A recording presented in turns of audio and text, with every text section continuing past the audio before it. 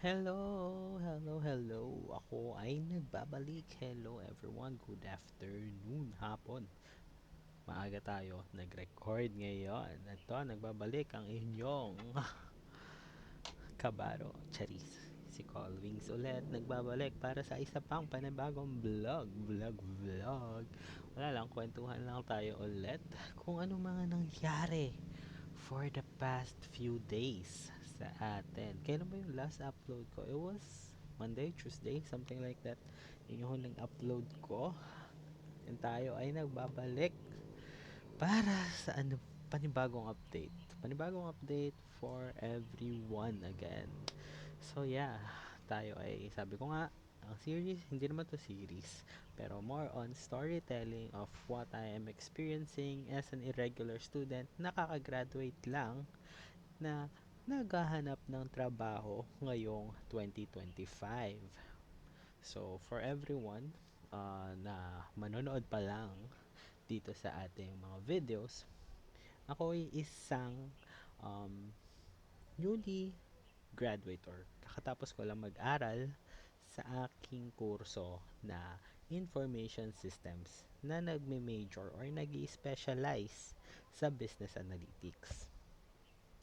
And ito yung mga experiences ko after so long na ako'y nag-aral, ako ay nagtrabaho din. I've done some odd jobs, I've done a proper work or mismong work na merong kontrata and everything. And yeah, currently, kakatapos ko lang. Pero yung mismong graduation rites will be on June of this year. So, kumbaga, tapos na ako. Pero yung mismong graduation rites ko ay hindi pa nagagawa. So, yun ang aking scenario currently.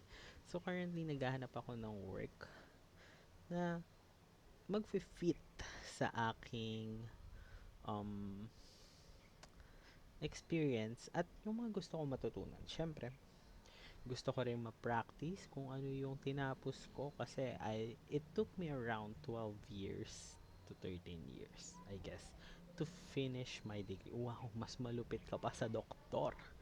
Pero yan, sabi ko nga, kakatapos ko lang and it it is a very rough ride. But you can never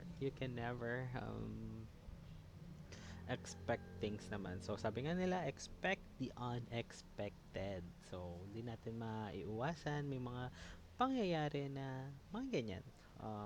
Some rough edges, may mga sudden shenanigans sa life natin. Hindi naman natin talaga maiiwasan. Like, mga problems, hindi naman yan parang hindi naman yan nakaabang sa'yo talaga. It's just there. Biglaan na lang yan lumalabas nang hindi mo alam. So, ayun. Currently, naghanap ako ng work and I've applied to many positions. Yung mga recent ko, I've applied as a general virtual assistant sa High Remote. Kaso, hindi ako pinalad doon sa position na yon. Pero, sabi naman nila, they will see into it for me to parang i-allocate sa proper, siguro hindi naman proper kasi um, sa parang position na mas magbe-benefit ako, na kung saan mas mag-grow ako. Yun yung term nila na sinasabing hindi ka natanggap sa position. Pero sabi rin nila is overqualified ako for the position na tinry kong applyan na hindi parang hindi nila kayang uh, para hindi ko matter. Pero parang ang dating niya is yung uh, expected salary ko is hindi nila kayang ma-provide with the budget. So, yeah, mataas siguro yung asking price ko for the ano for the position. So, yeah, pwede yun yung naging deal breaker for them. or other ano. Then I have applied dun sa isang work yung nakwento ko last time na sobrang banas ako. So yeah, um, yun lang. Tapos, next is um, isang, ang playing ko isa is project coordinator sa isang um, contractor siya in a sense. Contractor siya for some government agencies na nagpo-provide ng mga trainings and everything to farmers. So, more on agriculture ang dating niya. Training to this uh, mga farmers na ang inaano ata nila is parang computerized something, digitalization na yun, and shenanigans. So, maganda yung ano nila, maganda yung um, paano ko, maganda yung ano nila, uh, parang ino-offer nila, pero tawag dito, yung ang kailangan kasi talaga nila is more on IT side din. Hindi naman ako IT. Different kind of world siya for me. So, they have this um, languages na hindi ko alam. So, hindi ko pa siya na-explore in a sense. Pero yun. Tapos may isa naman, nag-apply ako as ESL. Hindi ko na siya na-continue kasi sunod-sunod yung mga ganap. Nagkaroon ako ng interview with PhilHealth nung last Thursday. Yeah, last Thursday.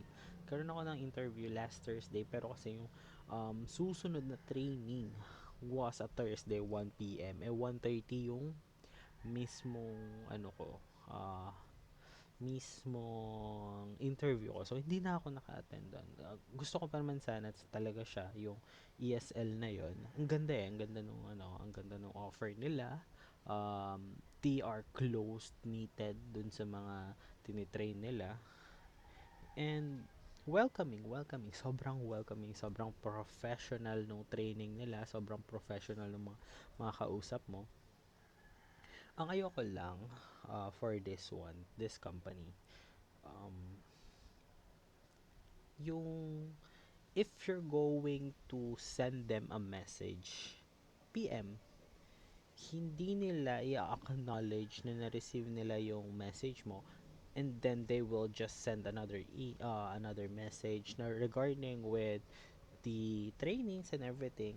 So, hindi mo alam kung uh, syempre, yung parang sabihin natin nagdadalawang isip ka pa, hindi ka pa sure. So, confirmation from them na sinasabi mo lang na hindi pa ako sure, pwede bang magkaroon ng ilang days bago ako sumabak for training. They don't have that kind of way na sinasabi, okay, sige. Yeah, parang vina-validate yung message mo. So, yeah, it's just bad ano lang for me and everything. So, yun yung ayaw ko lang in a sense from them. Pero the trainer was good, everything was good, the training was good. It's not that quick but okay lang. 2 hours training siya yung unang ano ko. Introduction and everything of the company, introduction nung mismo. Hindi nga siya training, more on orientation yung nangyari. So, ayun.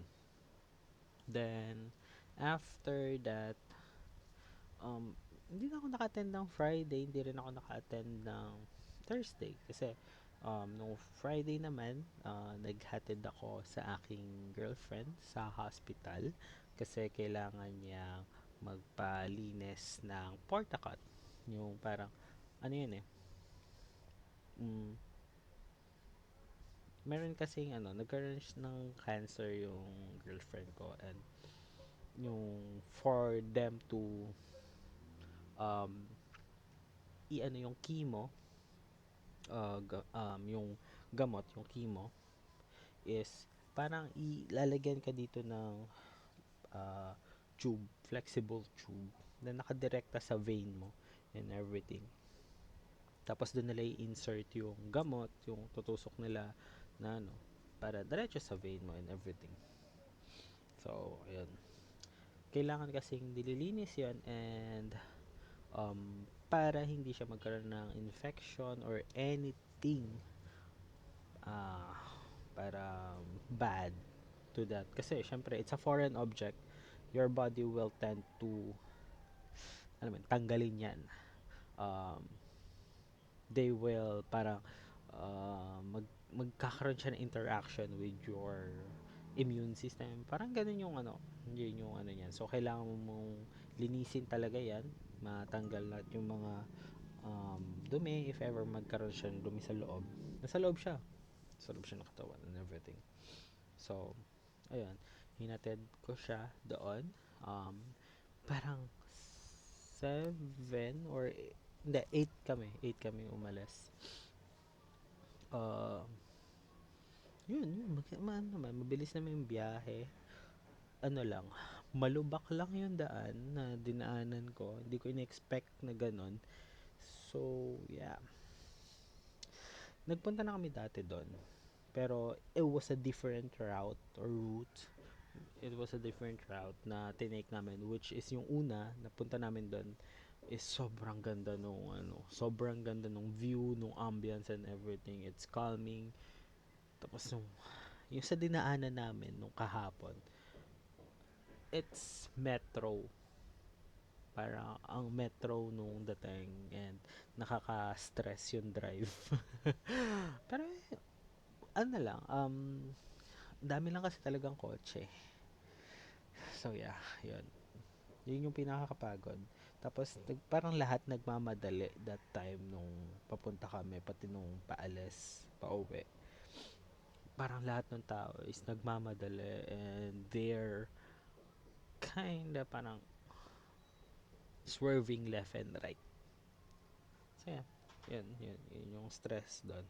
Kaya gusto ko rin talaga magkakotse na instead of motorcycle. Kasi pag nasa kotse ka, mabangga ka man, there you have another barrier or something na would protect you from outside. Even though sabihin natin, pag nabangga ka or something, is pwedeng mayupi yung kotse, pwedeng masira.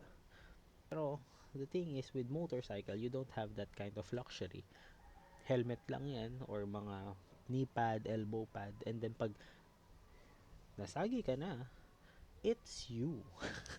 Direct contact ka with the accident. So, yun lang, yun lang. Maganda naman yung biyahe, maganda. Ano lang talaga, mainit din, mainit. Magulo yung weather. Makulimlim pero mainit. So, yeah. Tapos nung Thursday, yan nga, sabi ko sa inyo, may interview ako with PhilHealth. Yung position naman nun is Social Insurance Assistant 1. I think it's just 22,000 ang offer. Pero who's who's to be picky naman, 'di ba? Currently, I'm looking for a job.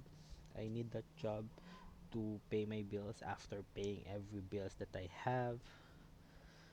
That's the time na masasabi ko I'm good. Matapos ko lang talaga yung matapos ko lang yung payment ko with my motorcycle, I'm okay na. Napaisip-isip lang ako, sabi ko sa sarili ko, pag bumili ako ng kotse, I think yung motor ko, nandyan lang yan. Gagawin ko siguro siyang trophy for me. Kasi it's my very, very first own na asset in a sense. So motorcycle, it's my property and it will be under my name. So yeah, yun yung pinaka ko, masabing one of my achievements siguro kapag natapos kong bayaran yung motor ko, it will be permanently mine na hindi ko siya ibebenta. Ito trophy ko lang siya.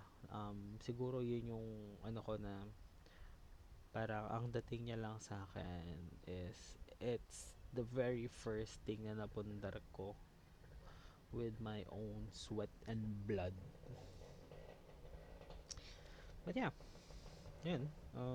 After that, kotse. Kotse muna ako. Comfort din ng mga biyahe, I guess. Hindi ko lang alam kung saan ako magpa-park kasi syempre yung lugar namin, it's not friendly. It's masikip. A lot of vehicle is already in this place. And not to mention, malalaki yung mga kotse nila dito. So, pag ganun, maghanap ako ng ng parking lot here na nag-offer ng parang alam mo yung mga rent a spot na for monthly babayaran mo. Para lang para lang meron akong parking space if ever. Lalagay ko din yung motor ko. Kumbaga, ang gagawin ko is yung motor nandito sa bahay. Tapos yung pagka paalis na ako, magpapalit lang ako ng ng spot, parang uh, papark ko yung motor ko doon tapos yung kotse aalis ko na. Parang ganoon. So, yun lang, yun lang. Um, then maganda yung okay naman yung sa PhilHealth. I'm thinking to pursue that. Kasi sabi sa akin, nung nandun ako sa interview, sabi easy endorse na ako sa HR. And after that, ang ano ko lang doon is it's only a 6 month contract in which dahil na 6 months siya, it already started last January. It already started that day. So, ilang months na lang ako. Ang sabi sa akin is around February, end ng February, ako um, kakausapin, something like that, or email para sa mga requirements na needed ipasa. So, ayun, waiting pa tayo if it's going to proceed or not. Pero I hope, kasi nakadikit na siya doon sa contract and everything yung nakita ko doon nung in-interview ako ng Thursday. Parang contract nang nakadikit and everything. Tapos, syempre may medical pa yan. Tapos may kailangan ako fill out na form sa BIR pa. Tapos ang pinaka-objective ko this month is makuha ko yung TOR ko. Uh, So, by Monday, kailangan ko siya, ma-process ko yung mismong crediting. So, hindi tayo magmomotor noon papuntang UST. Hindi tayo magmomotor papuntang university kasi mahal yung and baka mamaya tumagal pa ako doon. So, mas pipiling ko muna mag-commute. Okay lang 'yon for the meantime. Lang natin, i-commute ko na lang siya. Mura lang naman, 13-15 pesos. Compare sa pag ko is incremental yon. After 2 hours, meron ng dagdag na bayad yon. 10 pesos, 15 pesos. So, 40 plus 15, 55. Sabihin natin, 3 hours, 55 pesos. Nag 4 hours. Ilan na yun? 55 plus 15, 60, 70 pesos na agad. 70, akit na 100. So, let's minimize yung gastos natin for this one. I guess, ko lang.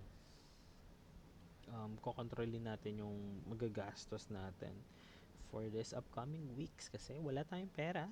Hindi pa tayo nagtatrabaho. Kailangan natin yung ipunin. Lalo na, pag pumapasok na ako, I need to commute. Then, if ever. Sabi naman kasi nila, may free shuttle doon. So, I might as well utilize that. So, less ako sa gastos ng pamasahe. And, mas hindi ako masyadong pagod sa biyahe. In a sense, kasi naka-shuttle. Tapos, ano pa ba? Yun lang yun lang. Yun lang yung pinakaganap that that's going to happen there. if ever. Ano pa ba? Sana matanggap talaga ako doon kasi I need to work. I need to freaking work. I have a lot of bills. Ayun nga pala guys, tanyo, iba na yung likod ko. Iba na, iba na. Kasi nandun yun, sa side na yun, dun sa likod, yung storage ko. Kita nyo naman, di ba dati makalat and everything. So ngayon, nag-fixer after tayo ng ating kwarto para mas matino ang ating recording. Hindi nyo nakikita yung kalat ko. And yeah, so yeah, yun lang, yun lang. Currently yan, nagbabasa tayo ng Broken Constellation. For the meantime, wala akong iba mabasa. Nakita ko lang siya sa TikTok. So, yan, binasa ko lang siya. And, nandun pa rin tayo sa, sa journey natin pag-aaral ng front-end development. Hindi ko pa lang siya tinutuloy kasi a lot is happening. A lot of things is happening within my plate. Pero, kapag medyo na free na ako ng onte ulit, um, I'll try to fix that ano ulit siguro mga mid ng February, mga hindi mid, mga 20 Feb 20 babalik na ako dyan sa pag program ulit nung sa ano itutuloy ko yung upskilling ko dyan para makakuha na ako ng certification with LinkedIn tsaka sa Google. Ayun. Ano pa ba? Yun lang, yun lang. Wala na, mabilis lang talaga. Ang bilis, 21 minutes, guys.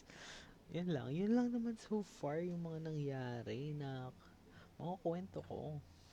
And yeah, hoping tayo makuha tayo dun sa PhilHealth para in the meantime, meron tayong perang pumapasok at gumagalaw sa atin.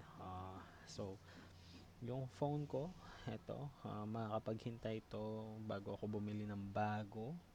Ang unahin ko is I'm going to buy a device na pang record natin.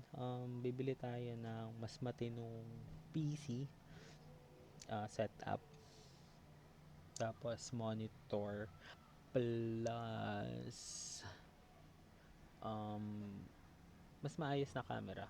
Bibili tayo mas maayos na camera for this one para mas high def tayo. So ayan, um, bibili tayo ng magandang setup para pag nagre-record na tayo ulit, mas maganda naman yung ating um, parang nag-improve and everything. Syempre, nag-improve. Alam ko naman ano, for ano rin yan, for content creation and everything, siguro, I'll try to record myself doing some gameplays ulit. Bumalik tayo sa paglalaro. Tapos, ayun, guys, bumili ako neto. Ito, pakita ko sa inyo. Bumili ako neto. Okay naman siya so far. Hindi ko pa siya natatry for uploading. So, tatry natin siya ngayon. Yung pag-upload, tatry natin siya. Ito yung gagamitin kong pang-upload netong video na to. Kung mag-i-improve ang ating sorry, nakita nyo kilikili ko mabuhok. Kung mag-i-improve yung ating um, kung yung natin, pixels natin, kung maging 720 siya or nasa 480p pa rin siya. Pero yun, um, so far, maganda yung performance nito for me, si Dito, maganda siya. Um, I can stream at the same time, I can do some hindi gaano kabibigat na streaming like watching YouTube. Yan, pagbabasa nito mga manhwa, manga, pagsa-search ng work, it really helps me for doing menial tasks, I guess. Mga maliliit na bagay. Pero for download, it's around 15 to 20. Mataas na yung 20, pero madalas nasa 15 to 10. Yan yung range niya, 15 to 10. Siguro dahil din syempre sa kwarto ko Uh, kakaroon siguro ng signal interruption. Tapos yung upload speed is around 5 to 3 MB upload. So, it's okay. Um, but it can be better. Pero yun, um, for starters, kasi nagamit ko siya nung sa isang interview ko with High Remote. Um, yung kausap ko, yung HR na kausap ko, shout out pala doon sa kanila. Sobrang bait nung interviewer and everything. Sobrang professional and sobrang chill lang nung interview. Hindi ka kakabahan, hindi ka ano, it's relax and everything. Maganda yung ano nila, maganda yung tactic nila for interviewing a person na applying for a position. They will just, parang, it's just a normal chatter and everything. But it's quite good. It's quite good. There, for me, yun yung pinaka the best na interview na ano ko, na puntahan ko. And I'm sobrang ganda nung interview pattern nila. Like legit. Um, hindi ka talaga mahihirapan. Hindi ka mahihirapan with their interview and understanding sila for what are the circumstances na nangyari with your kung ano man nangyari sa'yo. So yeah, yun. Maganda. Hindi siya naglalag, hindi siya nagcha-choppy or anything, which is nice. Kasi, nung gamit ko is yung hotspot lang nito dati. When I'm having a conversation with my girlfriend, kapag call kami, dito ako nagko-call sa PC, naka-hotspot siya, naka-hotspot yung phone ko. Nagkakaroon minsan ng choppy or lag, nagkakaroon delay or anything. So, dun sa ano ko, sa call. Pero yun. So far so good. It's okay. May free sila yung pag bumili ka nito kasi ito 4G lang kasi to. Kaya to yung pinili ko kasi yung 5G nila is what you call that.